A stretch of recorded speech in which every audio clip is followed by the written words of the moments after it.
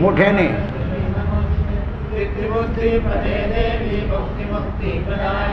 मंत्रमूर्ते सदा देवी महालक्ष्मीर्नमोस्तुते। योगजे योग संभूते महालक्ष्मीर्नमोस्तुते। महापाप हरे देवी महालक्ष्मीर्नमोस्तुते। परमेश्वरी जगन्माता महालक्ष्मीर्नमोस्तुते। जगस्थिते जगन्माता महालक्ष्मीर्नमोस्तुते। सर्वसिद्धिं प्राप्नोति राज्यं प्राप्नोति सर्वदा। द्विकालय पठे नित्यं धनधान्य समन्विता। महालक्ष्मीर्भवे नित्यं प्रसन्न वरदा शुभा। प्रसन्न वरदा शुभा। प्रसन्न रक्ष रक्ष जगन्माता देवी मंगल चंडिके।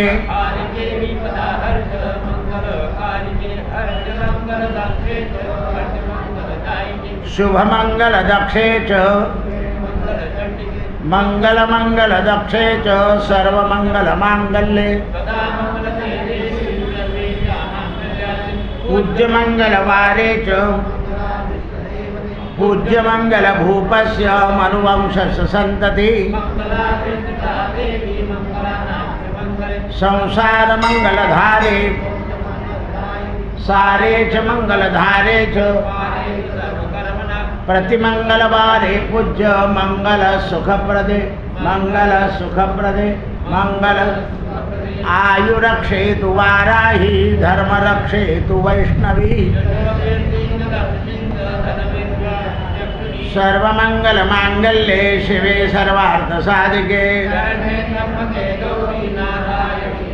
शरणागत दीनार्थ परित्राय परायणे। या देवी सर्वभूतेषु मातृरूपेण संस्थिता। या देवी सर्वभूतेषु दयारूपेण संस्थिता। या देवी सर्वभूतेषु श्रद्धारूपेण संस्थिता। या देवी सर्वभूतेषु विद्यारूपेण संस्थिता। या देवी सर्वभूतेषु शक्तिरूपेण संस्थिता। या देवी सर्वभूतेषु लक्ष्मीरूपेण संस्थिता। या देवी सर्वभूतेषु भ्रांतिरूपेण संस्थिता। अम्बा माता की जय। जय हनुमान ज्ञान गुण सागर। जय कपीश रामदूत अतुलित बलधामा। अंजनी पुत्र पवन सुत नामा। कुमति निवार सुमति के संगी। कंचन बरन विराज सुवेशा।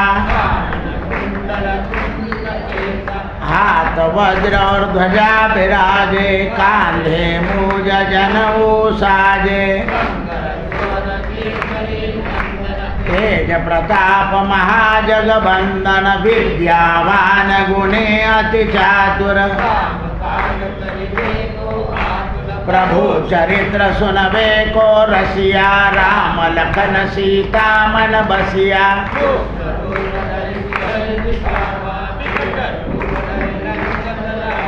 भीम रूप धरि असुर संहारे। रामचंद्र के काज सवारे।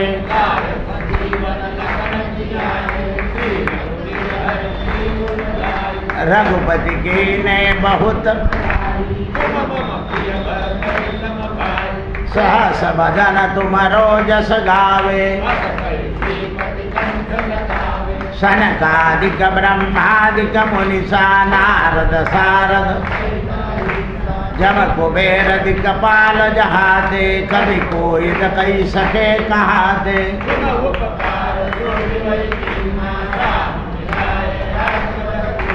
तुम्हारो मंत्र विभीषण माना, लंकेश्वर भय सब जग जाना।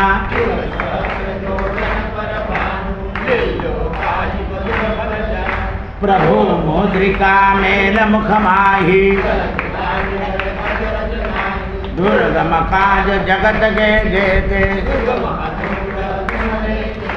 राम दुआरे तुम रखवारे,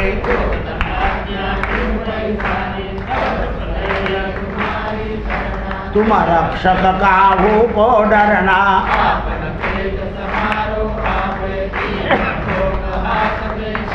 भूत पिशाच निकट नहीं आवे,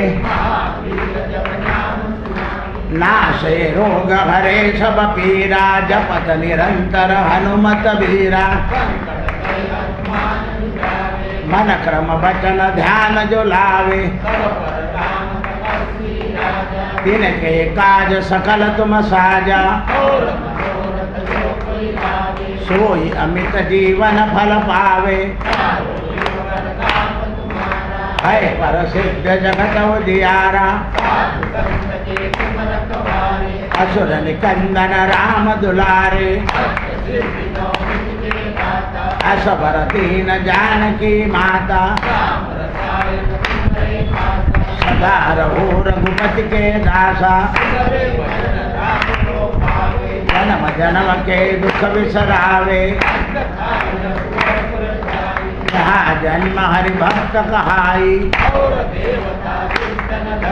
हनुमत से संकट कटे मिटे सब पीरा।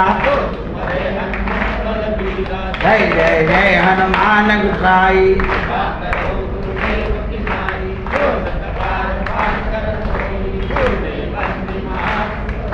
जो यह पढ़े हनुमान चालीसा। तुलसीदास सदा हरि चेरा, पवन तनय संकट हरण मंगल मूर्ति रूप। सियावर रामचंद्र की जय, पवन सुत हनुमान की जय। उमापति महादेव की जय, बोलो भाई सब संतन की जय।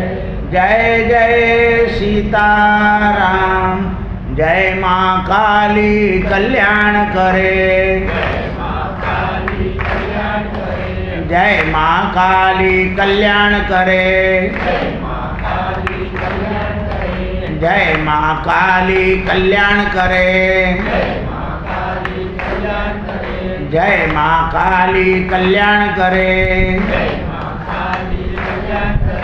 जय माँ काली कल्याण करे। जय माँ काली कल्याण करे। जय माँ काली कल्याण करे। अंबा माता की जय। काल सांगितल्याप्रमाणे 9 दिवसाच्या ज्या भगवतींचं रूप आहे ते तुम्ही पुराणात्मक ऐकलं आहे। आता ते रूप कसं प्रगट झालं, का प्रगट झालं, कशा करता झाले, आईसाहेबांचे सगळे अवतार हिमालयातच का होतात, त्याचं काय कारण आहे। म्हणून प्रथमं शैलपुत्री च द्वितीयं ब्रह्मचारिणी। आईसाहेब दुर्गा आपलं पहिलं स्वरूप जे आहे ते हिमालयाची कन्या या नावानं प्रगट करतात।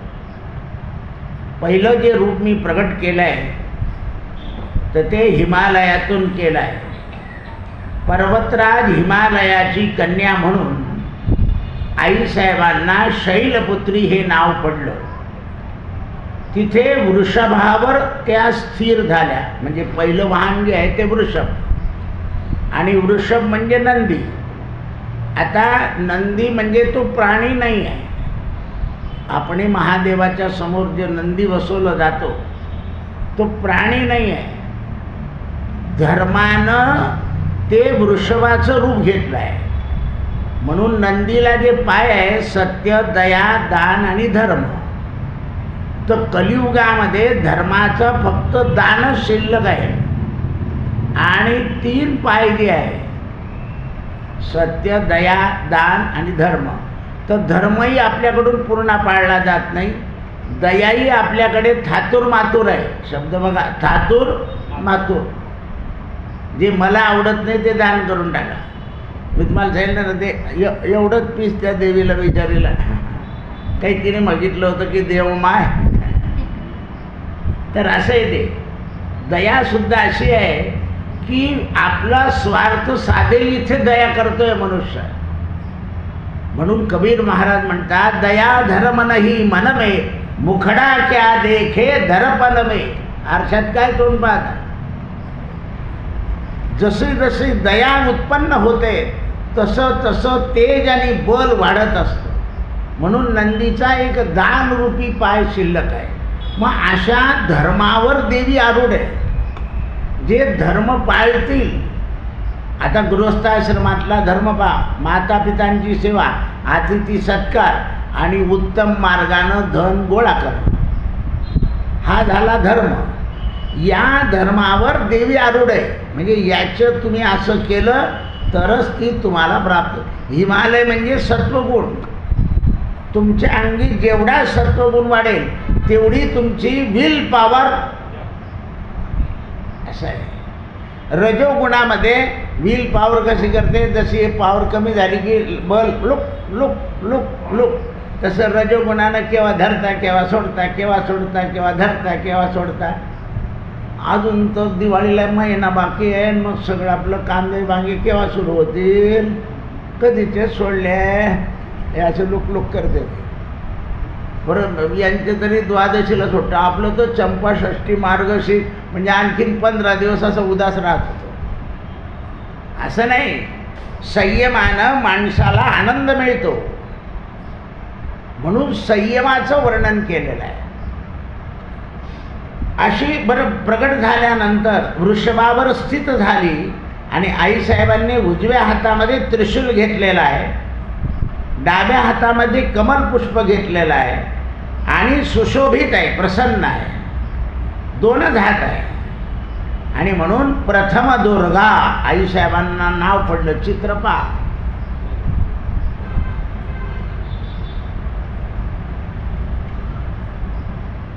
नाव पडलंय प्रथम दुर्गा. मग दुर्गा आहे किती तर 9. आपल्या पूर्वजन्मामध्ये प्रजापती दक्षाची कन्या रूपानं उत्पन्न झाल्यावर सतीला सती नाव होतं. शंकराशी विवाह झाल्यानंतर दक्ष राजानं केलेल्या अपमानामुळे देहत्याग झाला. इकडे कलेवरामुळे इतकी शक्ती निर्माण झाली, पण तिकडे दक्ष राजा अभिमानी होता आणि आईसाहेबांनी सुद्धा अभिमानाने देहत्याग केला. म्हणून हिमालयाच्या घरी जन्म मिळाला. जड आहे हिमालय. मग त्या जडामधून पुन्हा आईसाहेबांना शुद्ध व्हायचं होतं.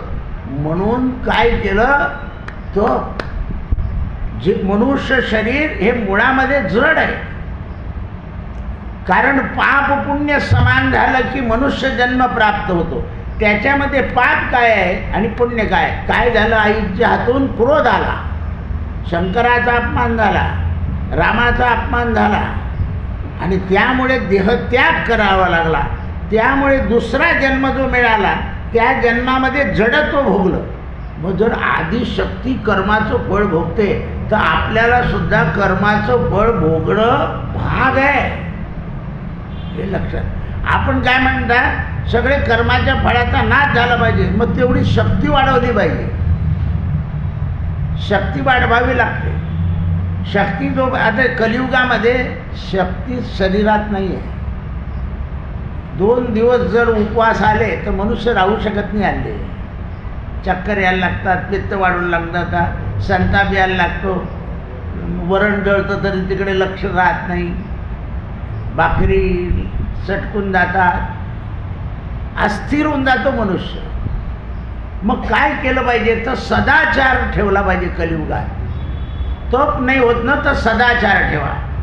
म्हणून शंकरानं आईसाहेबांना त्या जन्मामध्ये सती जन्मामध्ये अद्दल घडवली आहे.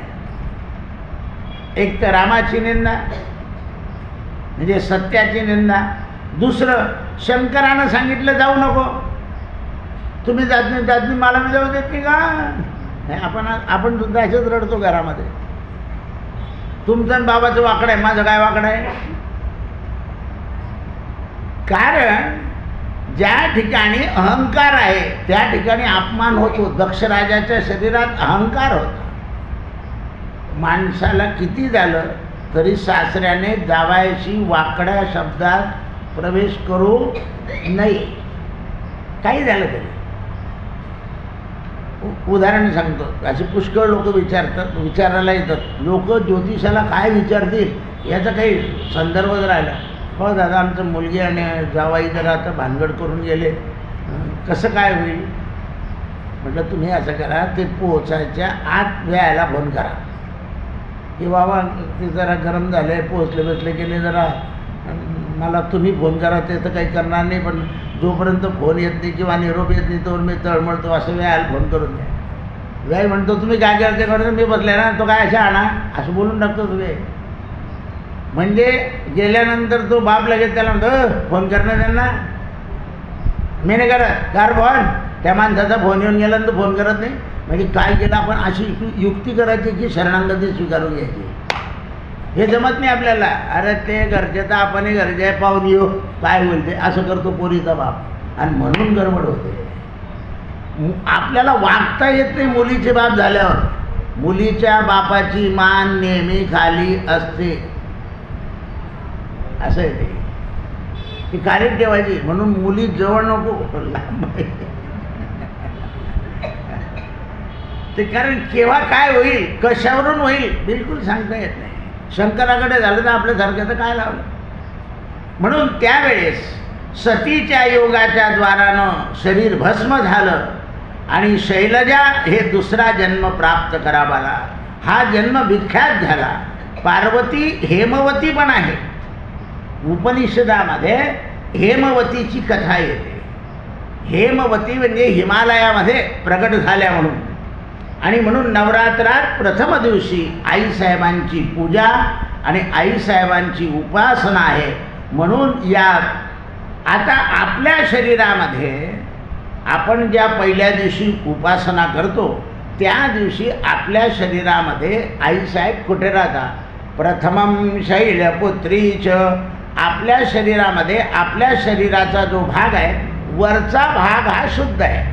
म्हणून मूलाधार चक्राच्या जवळ ही शैलपुत्री आपल्या शरीरामध्ये वास्तव्य करते. तिची उपासना केली की योगी लोक आपलं मन मूलाधार चक्रामधून पुढे आणतात. आपल्या शरीरामध्ये 7 चक्र आहे. या 7 चक्रामधून भेदून अष्टमीच्या दिवशी 8व्या चक्रामध्ये प्रवेश करायचा आहे. कारण 8वा चक्र जे आहे ते प्रकृती आहे. प्रकृतीचं नाव आहे अष्टधा. या अष्टधा प्रकृतीपर्यंत आपल्याला यायचं अष्टमी. म्हणून शुक्ल पक्षातली अष्टमी आणि कृष्ण पक्षातली अष्टमी. अष्टमी हा मधला भाग आहे. ह्या बघा आजपासून 8 दिवस मग नवमी, दशमी, एकादशी, द्वादशी, त्रयोदशी, चतुर्दशी, पौर्णिमा. इकडे मध्य पक्षात गेले तसंच अर्धा भाग. अष्टमी हा पक्षाचा अर्धा भाग आहे. म्हणून चंद्रसुद्धा आकाशात अर्धा असतो. पहा तुम्ही, आजचा चंद्र जो आहे अर्धा आहे. आता कलाकालाने तो पौर्णिमेपर्यंत पूर्ण होईल. आणि कृष्ण पक्षामध्ये सुद्धा चंद्र अर्धा असतो, कलाकालाने कमी होईल. या अष्टमीपासून वाढत जातो आणि या अष्टमीपासून कमी होत जातो.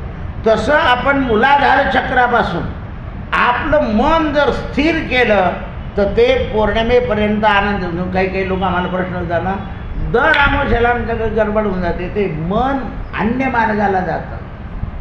पौर्णिमेच्या वेळेला चांगलं वाटतं. आमचं कोणी करून दिलं आहे म्हटलं नाही, आपणच करून घेतलेलं आहे. ते हे मन जे आहे ते अज्ञानाकडे वळतं. मन हे ज्ञानाकडे वळलं पाहिजे, चक्र आहे ते. म्हणून योग उपासनेला आरंभ करतात लोक नवरात्रामध्ये, मूलाधार चक्रामध्ये. म्हणून आईला प्रथमं शैलपुत्रीच, आता द्वितीयं ब्रह्मचारिणी. आईसाहेबांचं नाव दुसरं जे आहे ब्रह्मचारिणी झालं आहे.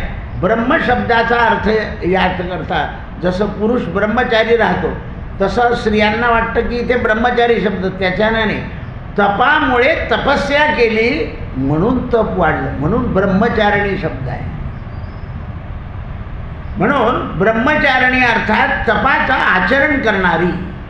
बाबा आपल्या घरामध्ये काही स्त्रिया 12 वाजेपर्यंत बिलकुल देवाचा नैवेद्य होते, एकदा चहा घेतला की पुन्हा काही फिरून पाहतच नाही. ते पोहे कसे झाले आहे किंवा इडली कशी झाली आहे, जेवायच्या वेळात इडली खातील, ते जेवायच्या वेळात डोसा खातील, सगळ्यांना खाऊ घालून देतील आणि नंतर खातील. एक राहिला तरी हरकत नाही, कारण ते त्यांचं तप आहे आणि त्यांना काहीच वाटत नाही त्याच्याबद्दल. पोरांनी खाल्ले, कधी 2 मागितले 2 देऊन देतील, नाही उरलं तर नाही उरलं, पाहू पुढच्या वेळेस. कारण तपी मनुष्याचे इंद्रिय जे आहे ते अन्नाकरता आणि चवेकरता बडबडत नाही. म्हणून तप करणारी, वेदतत्वामध्ये तप हे ब्रह्म आहे. आईसाहेबांचं वर्णन केलं आहे वेदामध्ये. कशी आहे? वेदतत्वामध्ये ती ब्रह्म आहे आणि ब्रह्म आणि वेद हे तत्व म्हणजे तप आहे. शब्दाचा अर्थ आहे ब्रह्मचारिणी. देवीचं स्वरूप पूर्ण ज्योतिर्मय आहे आणि म्हणून हातामध्ये एक कमंडलू घेतला आहे आणि जपाची माळ आहे. आईसाहेबांचं दर्शन करून घ्या. पांढरं शुभ्र वस्त्र परिधान केलेलं आहे, एकामध्ये हातामध्ये माळ आहे आणि दुसऱ्या हातामध्ये कमंडलू आहे. आणि पूर्वजन्मात हिमालयाच्या घरी पुत्री रूपानं उत्पन्न झाल्यावर नारदाच्या उपासनेनं शंकरपती प्राप्त व्हावा याकरता कठीण तपश्चर्या केली. आता इथे शंकर म्हणजे ज्ञान घ्यायचं आहे. आपल्या शरीरामध्ये ते ज्ञानचक्र आहे, ते जागृत होण्याकरता माळ हातात आहे. सकाळी तुम्ही बसले होते बघा, जेव्हा माळेचा मंत्र सुरू झाला तो गुरुजी मोठ्याने म्हणत नव्हता, फक्त स्वाहा स्वाहा. कारण मनामध्ये जेवढा जप होईल शक्तीचा, मानसिक जप जेवढं होईल तेवढं ज्ञानचक्र जागृत होतो आणि मनोमय चक्र उलट फिरण्याच्या ऐवजी सरळ फिरायला लागतं. म्हणजे अभद्र विचार मनात येत नाही, भय येत नाही. जप काय करतो? जन्मातला ज आणि पापातला प, जन्मातलं पाप घालवतो, त्याचं नाव जप. हरिजप करणे तुटेल धरणे प्रपंचाचे.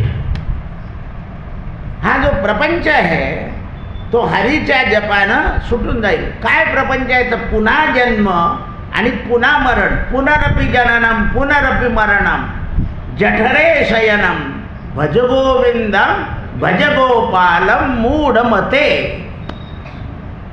आपल्याला एवढंही ज्ञान सांगून ही मूढ बुद्धी जी आहे ती राहून जाते, कारण आपलं चक्र शुद्ध. म्हणून दुष्कर तप केल्यामुळे आईंना ब्रह्मचारिणी शब्द लागला. 1000 वर्ष केवळ फळ मुलं खाऊन राहिले, 100 वर्षापर्यंत केवळ पालेभाज्या खाल्ल्या, काही दिवस कठीण उपवास केले, आकाशाच्या खाली बसल्या, भयानक धूप सहन केलं, ऊन, आणि कठीण तपश्चर्या करून 3000 वर्ष जमिनीवर उभ्या राहिल्या, बिल्वपत्र खाल्लं. मध्ये सगळ्यांनी बेलाची पानं खायला सुरुवात केली, सगळ्यांचे घसे आणि जीभ गेली. मला डॉक्टर लोकांचा निरोप आला, दादा ते कमी सांगा म्हणे लोकांना बेल खायला, कारण ते बेलामुळेच जास्त इन्फेक्शन होतं. लोक म्हणे आम्ही खाणार. तो शेवटी त्यांना अरे म्हटलं असं करू नका, त्याच्याने त्रास होईल, एक खा बाबा खायचं असेल तर. असं नाही चालत. तेवढं गरम जे आहे ते आपल्या शरीराला पेलवत नाही, ते शंकरालाच पेलवतं. सगळ्यांनी वेळाच्या वेळा खाल्लं. कोणी म्हणे कवळे खायचे, कोणी म्हणे कडक खायचे, झालं तिकडे. असं आहे ते. उलट सुलट मध्ये सुद्धा फरक आहे. कैक वर्षापर्यंत अशी तपश्चर्या केली, कैक हजार वर्ष कठोर तपश्चर्या करणारा देवीनं ब्रह्मचारिणी रूप प्राप्त केलं. पूर्वजन्मामध्ये जो क्षीण झालेला होता तो देह कृश करून टाकला. माता मेनेच्या ठिकाणी अत्यंत दुःख झालं, म्हणून माता मेनेनं तिला सांगितलं की ए उमा, असं करू नको, म्हणून नाव पडलं उमा. अशी तपश्चर्या तिने केल्यावर सगळ्या जगात हाहाकार माजला. देवता, ऋषी, सिद्धगण, मुनी ब्रह्मचारिणी देवीची तपस्या पाहून अद्भुत पुण्यकृत्य आहे, हे सोपं नाही. तेव्हा ब्रह्मदेवाने आकाशवाणी केली आणि सांगितलं, आजपर्यंत केली तपस्येनं कृश झालेला देह माझ्या आशीर्वादानं तुमच्या मनोकामना पूर्ण होतील, सर्वतोभावपूर्ण भगवान चंद्रमौली तुम्हाला प्राप्त होतील. तेव्हा आईने तप सोडलं. काही लोक म्हणतात ना, माझं काम झाल्याशिवाय मी बिलकुलच सोडणार नाही. कठीण तपश्चर्या. माँ दुर्गाचं दुसरं स्वरूप भक्तांना, सिद्धांना अनंत फल देणार आहे. म्हणून इथे माणसाने उपासना करावी. तप, त्याग, वैराग्य, सदाचार याच्याने आपल्यामध्ये संयमाची वृद्धी होते. तपाने सुद्धा संयम वाढतो, त्यागाने सुद्धा संयम वाढतो, वैराग्याने सुद्धा संयम वाढतो, सदाचाराने सुद्धा संयम वाढतो. आपण सरळ सदाचाराने राहिलं तर आपण संयम राहतो, काही मनाला वाटत नाही. कारण संयम हा सात्विकतेने वाढत असतो. जीवन हे कठीण संघर्षामध्ये आहे आणि मन हे कर्तव्य पथावर पाहिजे. म्हणजे मनाला काय कळायला पाहिजे, आपलं कर्तव्य काय आहे. ज्यांच्या मनाला कर्तव्य कळत नाही त्यांना सगळा दिवस रिकामचोट वाटतो. खलास. आपण जर आपलं कर्तव्य लक्षात ठेवलं, किंवा आता आपल्याला हे करायचं आहे, ते आपलं काम करणं हे जरूर आहे, वस्तू पाहणं जरूर आहे, सगळ्यांचं खानपान सांभाळणं हे आपलं कर्तव्य आहे, कितीक दिवस करायचं, असं आलं की घोटाळा झाला. बरेच लोक एकटे घरात राहतात पण त्यांना कधी उदास वाटत नाही. आपल्या घरात सगळं असतं, ईडी आहे, कॅमेरा हे आहे, ए सी आहे, टी व्ही आहे, मोबाईल आहे, सगळं आहे, तरी उदास वाटतंय. काय कारण आहे? तर मन हे कृष्ण पक्षातल्या अष्टमीप्रमाणे कमी कमी कमी कमी होत जात. बरोबरीचे आपले एक स्वभावाचे माणसं मिळाले की मन पौर्णिमेकडे जातं. मस्त एन्जॉय करू असं येते. नाही करायला मिळालं की आपलं नशीब असं एकदम नशीब. काय गरज होती त्या पाहुण्यांना यायची, आपलं चांगलं रिझर्वेशन कॅन्सल झालं. उलट असं समजायचं भगवतीने आपल्यावर कृपा केली, काहीतरी गडबड असेल म्हणून. आजच कोणी संध्याकाळी आलं म्हणून, दादा मी केदारनाथ बद्रीनाथ चाललो, आशीर्वाद द्या. म्हटलं बा आशीर्वाद जरूर देतो, देवीच्या समोर बसलेलो आहे, पण जरा शांततेने राहा, देवाचं स्मरण करा. कारण आपण यात्रेला जातो याचा अर्थ मनाला आवरत राहा. मन जर आवरलं नाही तर यात्रेमध्ये सुद्धा, हल्ली तर यात्रा म्हणली की पण यात्रा आल्यानंतर परिवर्तन दिसत नाही ना. चारी धाम करून आले, आमचं उद्यापन राहिलं, उद्यापन तू आधी आचरण करून मग उद्यापन करणं. नाही ना, उद्यापन होते तिथे कुठे जेवता येत नाही, कोणाच्या घरी जाता येत नाही, याच्याकरता तो पटकन उद्यापन करून याच्याकरता उद्यापन आहे असे. उलट चांगलं आहे ना, कुठे खायचं नाही, प्यायचं नाही, सदाचार राहील, संयम राहील. नाही, आम्हाला संयम नको, मोकळं सोडा. घोड्याला सुद्धा लगाम आहे, बैलाला सुद्धा मुंगस आहे, प्रत्येकाला, हत्तीला अंकुश आहे, आपल्याला काही नाही. असं आहे ते. हे लक्षात आलं पाहिजे.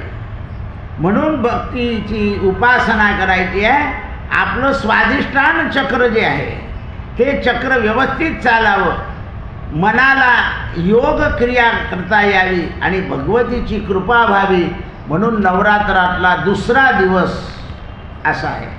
आता तिसरी चंद्रघंटा. या अवतारामध्ये 10 हात आहे. माँ दुर्गाची तिसरी शक्ती चंद्रघंटा आहे. नवरात्रामध्ये उपासनेचा तिसरा दिवस विग्रह म्हणजे पूजा आराधना केली जाते.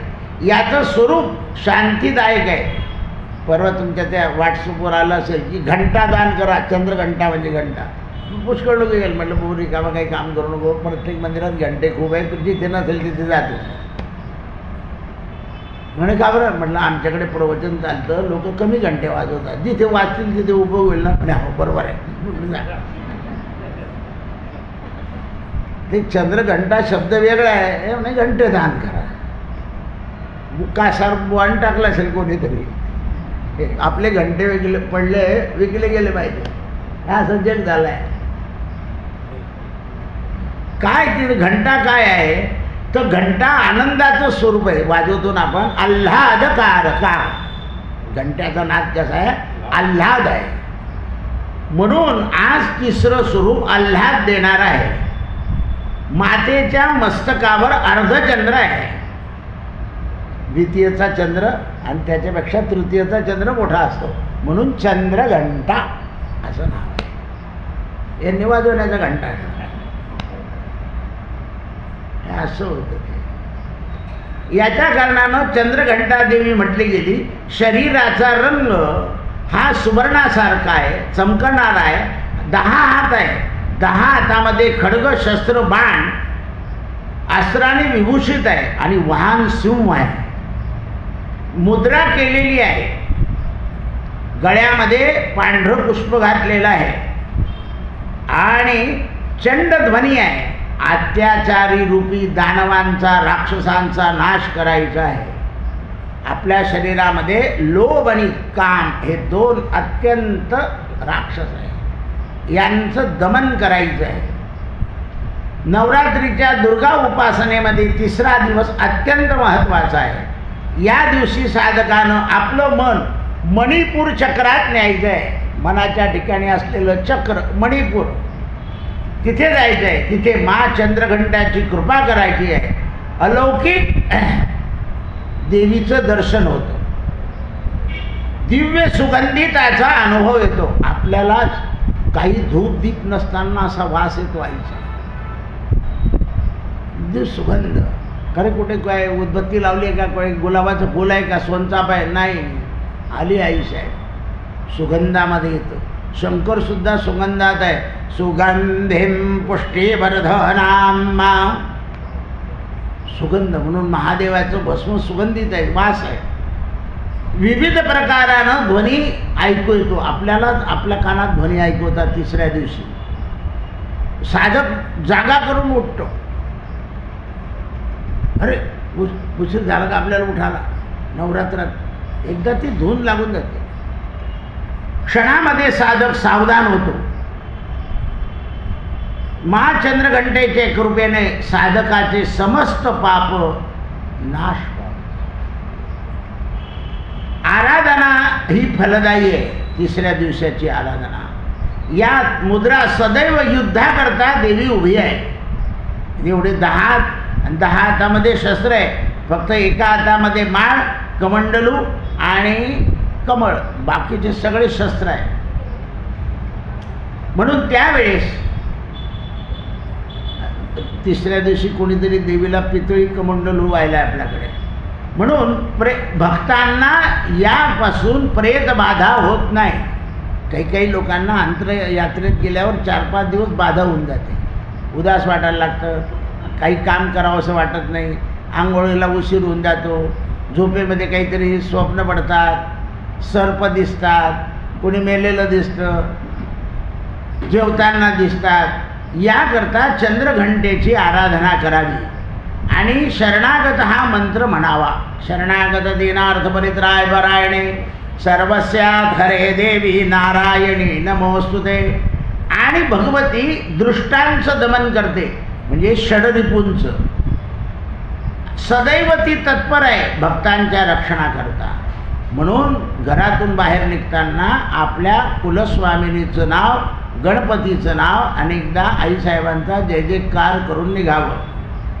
अत्यंत सौम्य शांत रूप आहे. आराधनेनं माणसाला सद्गुण आवडायला लागतात. सद्गुण जे आहे काही वेळा आवडत नाही, पण आवडायला लागतात. आणि साधकामध्ये निर्भयता येते, विनम्रता येते, त्याच्या बुद्धीचा विकास होतो. तो भक्त चांगली उपासना करतो, कोणाची बरोबरी करत नाही. आणि केव्हा केव्हा त्याला आधीच सूचना मिळतात की असं करू नको, असं करून टाक, अशा सूचना मिळतात. मन, वचन आणि कर्म याच्याने काया शुद्ध होत जाते. म्हणजे मनाने कोणाचा क्लेश करत नाही, द्वेष करत नाही, वाचेनं वाईट बोलत नाही.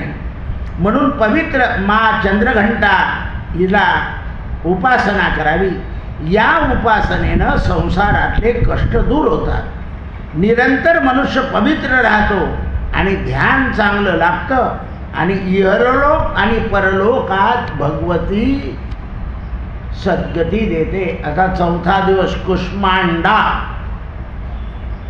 माँ दुर्गेचं चौथ्या दिवसाचं स्वरूप कुष्मांडा आहे. मंद व हलके असं स्वरूप आहे. वाघावर बसलेली आहे. देवीनं ईर्षित हास्य केलं आहे. ब्रह्मांडाची रचना केली आहे म्हणून सृष्टीचं स्वरूप आहे. पूर्ण ब्रह्मांड देवीमध्ये, देवीच्या अस्तित्वात आहे. हे सगळं ब्रह्मांडानं देवीच्या अस्तित्वात हिचा निवास आहे. सूर्यमंडलामध्ये, सूर्यलोकामध्ये देवी वास्तव्य करते. कुष्मांडा जी आहे तिचं वास्तव्य सूर्यलोक आहे. हिची शक्ती प्रत्येकाला प्राप्त होते आणि हिची शक्ती प्रभा आहे. म्हणून आपल्या केव्हा केव्हा देवीच्या उपासनेत आपल्या डोळ्यापुढे असा लख्ख प्रकाश दिसतो, लाईट लागल्यासारखा. प्रभा समता आहे म्हणून हिचं तेज दाही दिशांना प्रकाशतो. हिला 8 भुजा आहे, अष्टभुजा. आणि हिनं 7ही हातांमध्ये क्रमशः कमंडलू, धनुष्य, बाण, कमल, पुष्प, अमृतपूर्ण कलश, एक कलश जवळ घेतला आहे. चक्र, गदा हातामध्ये सिद्ध आहे आणि जपमाला पण आहे. आणि असं कार्य करते आहे. नवदुर्गाचं चौथ्या दिवसाच्या कुष्मांडाचं देवीच्या स्वरूपाची उपासना साधकाचं मन अनाहत चक्रात जातं. अनाहत अनादे शंकराच्या उपासनेत बघा. आणि त्या चक्रामध्ये जाऊन अत्यंत पवित्र व अचल मनानं कुष्मांड देवीचं ध्यान केल्यानंतर उपासना चांगली होते. शास्त्रपुराणामध्ये दुर्गा उपासना भक्तिमार्ग वाढवते. माँ दुर्गेची भक्ती केल्यानंतर साधकाला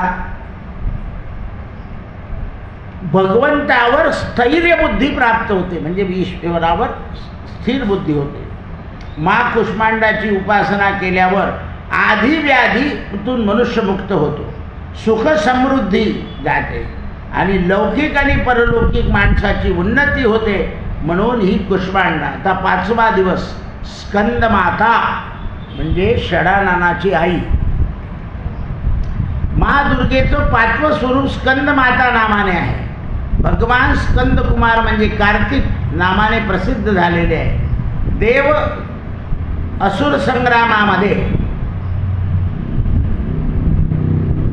देवांचे सेनापती म्हणून पुराणामध्ये या मुलांचं नाव आहे, म्हणजे षडाननाचं. शक्तिधर आहे याचा महिमा वर्णन केला आहे. आई साहेबाचं वाहन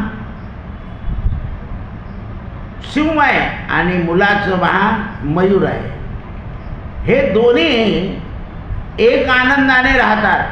सिंह जर पोट भरला असेल आणि मोर नाचत असेल ना तर असा बसून त्याच्याकडे पाहतो, पण पोट कधी उपाशी असेल तर त्यालाही नाही.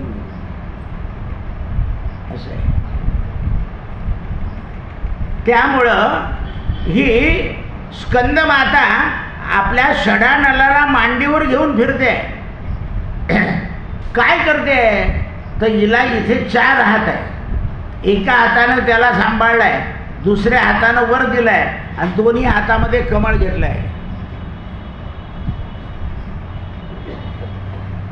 दोन्ही हातामध्ये कमळ घेतलाय. नवरात्राच्या पूजेमध्ये 5व्या दिवशी शस्त्र पुष्कळ महत्त्व सांगितलेलं आहे. या चक्रामध्ये मन गेल्यानंतर साधकाचं समस्त क्रिया चित्त निवृत्तीचा लोभ होतो. म्हणजे चित्तामध्ये असं काही निर्माणच होत नाही, जे आहे ते ठीक. विशुद्ध चैतन्य प्राप्त होतं आणि पद्मासना स्कंद मातेचं स्वरूप कळतं. मा स्कंदमाता हिची उपासना केल्यानंतर समस्त इच्छा पूर्ण होते आणि साधकाचं कल्याण होतं, अलौकिक जागृत होते. म्हणून माणसाने मनोभावाने स्कंद मातेचं स्मरण करावं. आता षष्टमं कात्यायनीच ही मनोकामना पूर्ण करणारी देवी आहे. एकूण 4 हात आहे. सिंहारूढ आहे. एक हात असा केलेला आहे, एका हातामध्ये तलवार आहे, एका हातामध्ये कमळ आहे आणि एक हात असा आणि एक हात असा आहे. म्हणून ही कात्यायनी देवी कात्यायनी ऋषीच्या घरी प्रकट झाली म्हणून तिला कात्यायनी म्हणतात. ही भगवती परांबाची उपासना आहे. उपासना मोठी कठीण आहे. ही पुत्री रूपानं जन्म घेतला आहे म्हणून भगवतीनं प्रार्थनेत. आणि हिचं मंदिर वृंदावनामध्ये आहे. पश्चात दानव महिषासुराला पृथ्वीवर हिनं निपात केलेला आहे. अशी ही कात्यायनी देवी मनोकामना पूर्ण करणारी असल्यामुळे कृष्णावतारामध्ये कन्येंनी मा कात्यायनीची पूजा केली. भगवान कृष्ण आपल्याला पती रूपाने मिळावं म्हणून, देहाचे पती नाही, आत्म्याचे पती परमात्मा आहे. म्हणून जो एक श्लोक आहे, पतिर्ब्रह्मा पतिर्विष्णू पतिर्देवो महेश्वरा पतिर्साक्षात परब्रह्म तस्मै श्री गुरवे नमः. तर हल्लीच्या ज्या मुली आहे ना ते म्हणतात कसे काय ब्रह्मदेव आहे ते तर काय हुल्लडबाजी करतात. ब्रह्मदेव का हुल्लडबाजी करतो असं बोलतात ते. तर ज्याप्रमाणे आत्म्याचा पती परमेश्वर आहे त्याप्रमाणे आपल्या अंगी सदाचार टिकावा याकरता हा पुरुष सुद्धा परब्रह्म आहे असंही त्याचा अर्थ. म्हणून ती गोष्ट केल्या पाहिजे. दुर्गा पूजेच्या 6व्या दिवशी या स्वरूपाची उपासना होते. साधकाचं मन आज्ञाचक्रात जातं. योग साधनेनं या चक्रामध्ये महत्त्वाचं स्थान आहे. या चक्रामध्ये मनाला साधक मा कात्यायनीच्या चरणावर ठेवायचं असतं. या उपासनेनं धर्म अर्थ काम मोक्ष म्हणजे संसारी माणसाच्या उपयोगाचं आहे थोडक्यात म्हणजे. म्हणून याची उपासना निरंतर केली की परमपदाला मनुष्य प्राप्त होतो.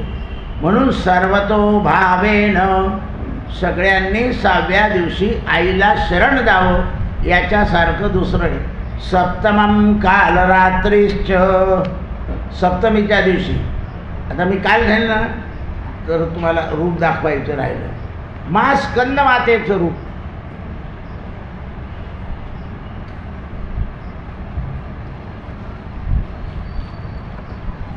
मा स्कंद मातेचं रूप. आता कात्यायनी सप्तमीच्या दिवशी आईसाहेबांचं रूप जे आहे कात्यायनीचं रूप. म्हणून ही कात्यायनी माता दुर्गा जी आहे हिची 7वी शक्ती आहे. ही काल रात्री नामानं प्रसिद्ध झाले.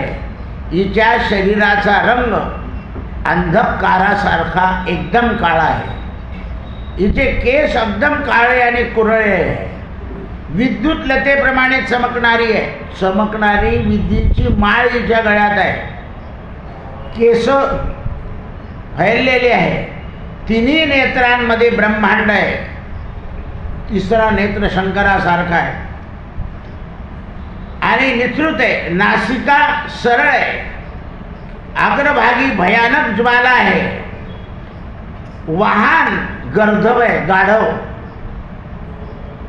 आणि त्यावर बसलेली आहे. हातामध्ये खड्ग घेतलाय, एक वीर मुद्रा केलेली आहे, एक अभय प्रदान केलेला आहे आणि एक कटोरा घेतलेला आहे हातामध्ये. अशी माँ काल रात्री.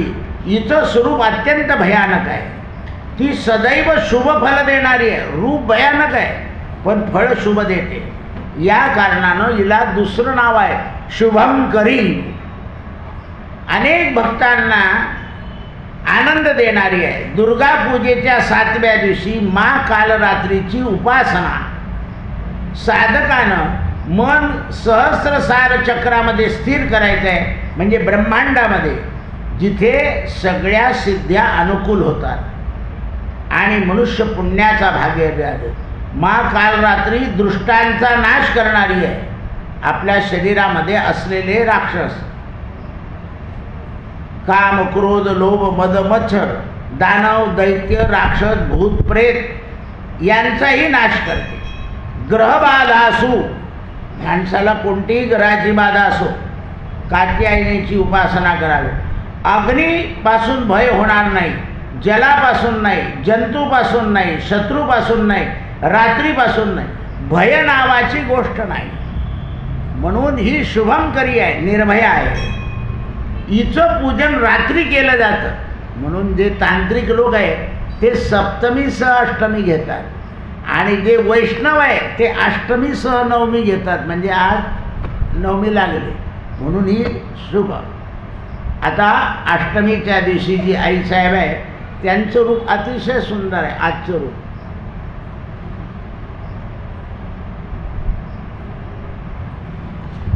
म्हणून माँ दुर्गाचं 8व्या शक्तीचं नाव महागौरी आहे.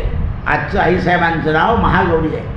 हे पूर्णतः गौर रंगाचे गोरे आहे आणि गौरीची उपमा दिली आहे. यांच्या हातामध्ये शंख चंद्र कुंद फूल घेतलेलं आहे. 8 आयुध आहे आणि 8 वर्षाची मानलेली आहे. अष्टवर्षात भवे गौरी म्हणून कुमारीके पूजेमध्ये 8 वर्षाच्या आठली मुली लागते. समस्त वस्त्रभूषण हे श्वेत आहे. यांना 4 भुजा आहे. यांचं वाहन वृषभ आहे. यांचा उजवा हात अभय मुद्रा आहे आणि खालच्या हातामध्ये त्रिशूल आहे. वरती हातामध्ये डमरू आहे आणि खालच्या डाव्या हातामध्ये मुद्रा केलेली आहे. मुद्रा अत्यंत शांत आहे. पार्वती रूप या भगवान शिवाला प्राप्त झालं आहे कठोर तपस्येनं. विदेहि वरदं शंभो नानं दैवं, नारद पंचरात्रात सांगितलेलं आहे. म्हणून कठोर तपश्चर्या करून शरीर काळं पडलेलं होतं, पण नंतर गंगेचं स्नान केल्यावर शरीर शुद्ध झालं. दुर्गा पूजेच्या 8व्या दिवशी माँ गौरीची उपासना करायची आहे. हिची शक्ती अमोघ आहे. सध्या सगळं फल देणारी आहे. हिची उपासना भक्तांना भुलवणारी आहे. पूर्वजन्माचं संचित असेल तर हिचं चरित्र ही ऐकू देते. संचित नसेल तर चरित्रामध्ये ऐकण्यात विघ्न येतात. भविष्यामध्ये पाप आणि ताप या भक्तांकडून होत नाही. जे अष्टमीचं व्रत करतात, अष्टमीच्या दिवशी देवीची पूजा करतात, तिच्या नावाने काही हवन करतात किंवा दान देतात, ही महागौरी ध्यान आणि स्मरण पूजने महत्त्वाची आहे.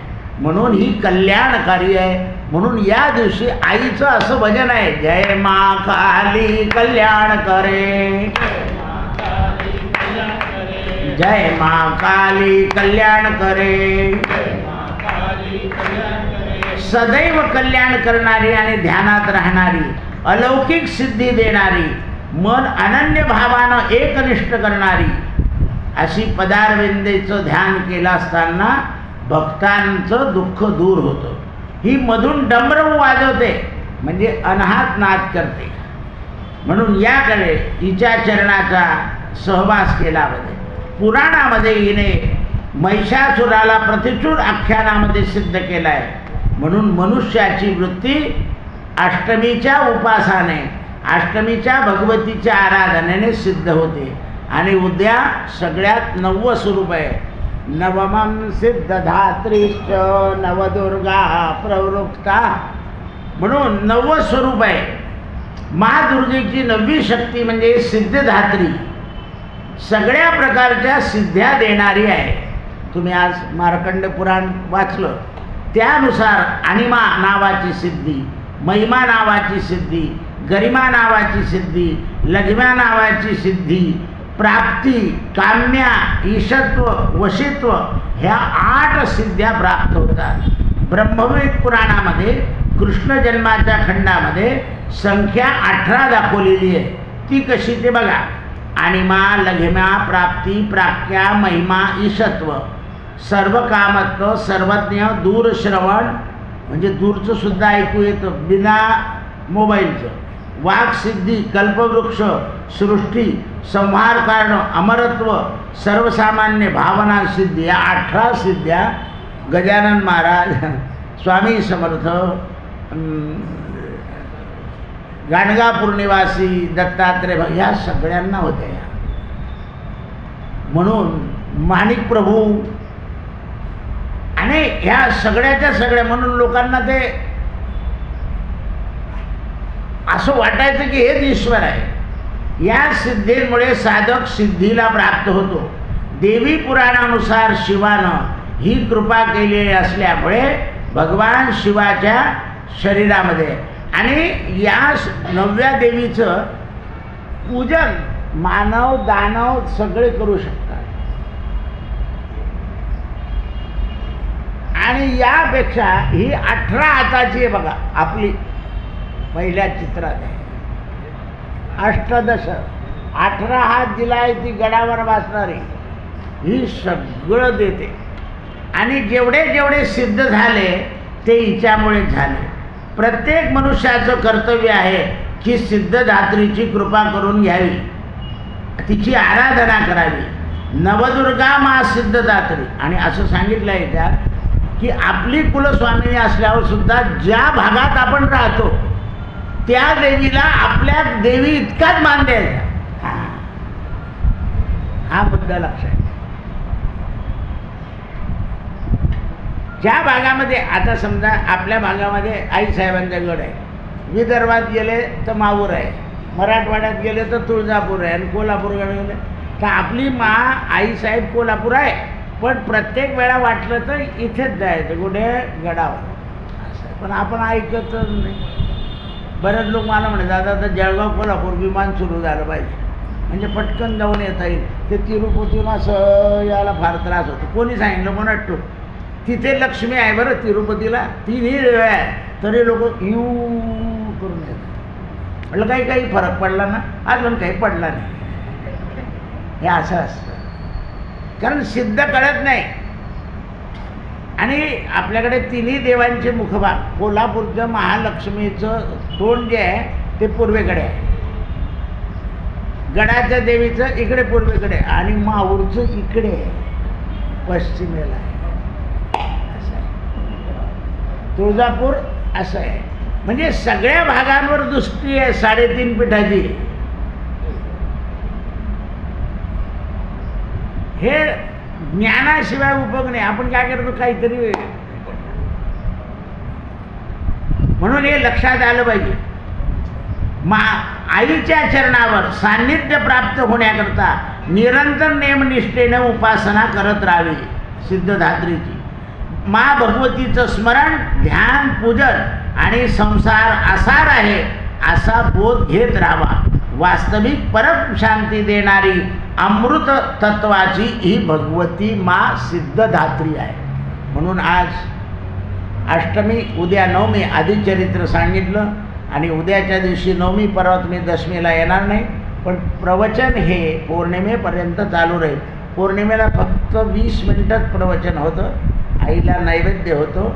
आदल्या दिवसाचा अभिषेक झालेला असतो. 20 मिनिटातच लोकांना रवाना करायचं असतं. कारण ज्याच्या घरी जागिरी, कोण जागरण करतं हे भगवतीनं पाहते की 9 दिवस ते यांनी उपासना केली माझी, पण आता कोण जागा आहे. तर ज्याप्रमाणे आपण नवरात्रात दिवे लावतो त्याप्रमाणे कोजागिरीला घरं करायचं आहे. आणि हल्ली लोकांनी काय केलं, आपलं घर सोडतं दुसऱ्याच्या घरी कोजागिरीला जातं. नाही, आपल्या घरीच करायची. कुटुंब वत्सल. एकदा भीमाला, त्या दिवशी तर कथा सांगेल, भीमाला देवाचं दर्शन झालेलं नव्हतं, देवीचं दर्शन झालं. म्हणून द्रौपदीनं भीमाला द्वारकेत पाठवलं आणि भगवंतानी सोंग घेतलं होतं, डोकं दुखतंय म्हणून. भीम जेव्हा आले म्हणे, काय देवा काय झालं? अरे म्हणे माझं डोकं दुखतं. म्हणे औषध? म्हणे द्वारकेमध्ये जे स्मशान आहे त्या स्मशानावर पिंपळाचं झाड आहे आणि त्याच्या वरचं पान जो तोडून आणेल त्याला ते मला लावलं की म्हणे मग घरातलं कोण नाही ना. म्हणे भीमा तू नेमका आज आला, किती उपयोग झाला तुझा. खरं हे कोणाचंच माझ्यावर प्रेम नाही, तुझंच फार. म्हणे मी तर आत्ता चाललो म्हणे, पण म्हणे झाड उपटून नको आणू म्हणे, तू म्हणे मग झाडावर चढ. आणि त्या दिवशी कोजागिरी पौर्णिमा होती. वारा सुटला, भीम चढले तोपर्यंत वारा सुटला जोरजोरात. भीम झाड धरून बसले. सडा पडला लगेच आसनं आले नवदुर्गेचे आणि शेवटची महाकाली आली, आसनावर बसली. 3 घट रक्त आलं. देवी म्हणे मला आज 4था घडा पाहिजे. म्हणे कुठे आहे तो वरती बसलाय म्हणे. भीम घाबरले, अरे बापरे आता काय होणार. म्हणून कृष्णा असं म्हटल्यावर सगळं ती रंगून त्या दिवशी सांगेल. खाली उतरले भीम वरती चढलेच नाही. देवा हसू आलं. देव लगेच तिथे प्रकट झाले. भीमा कळालं माझ्या शक्तीशिवाय काही उपयोग नाही. तुला मी आता ही शक्ती दाखवली आहे. ही काली तुझ्या शरीरात हिने प्रवेश केला आहे. ज्याप्रमाणे ही असं करून असं करते तसं तुला करायचं आहे महाभारताच्या युद्धात. चलाव म्हणून कोजागिरी कोण जागरण करतं. तो भीमा याच्या पुढे प्रत्येक कोजागिरीला जागरण करायचं. आईसाहेब येतात आणि दर्शन देतात. अंबा माता की जय. सत्यगुरु राये कृपा मज केली, परिणाय घडली सेवा काही. मस्तकी तो दाणा ठेविला कर, पडिना विसर स्वप्ना माझी. म्हणून या काय त्वरा झाली, सांगितली खुणा मालिकेची. प्रसाद सगळा वाटून द्या, बिडा काही ठेवू नका. तुका म्हणे तुकरी उपाव गुरु राव,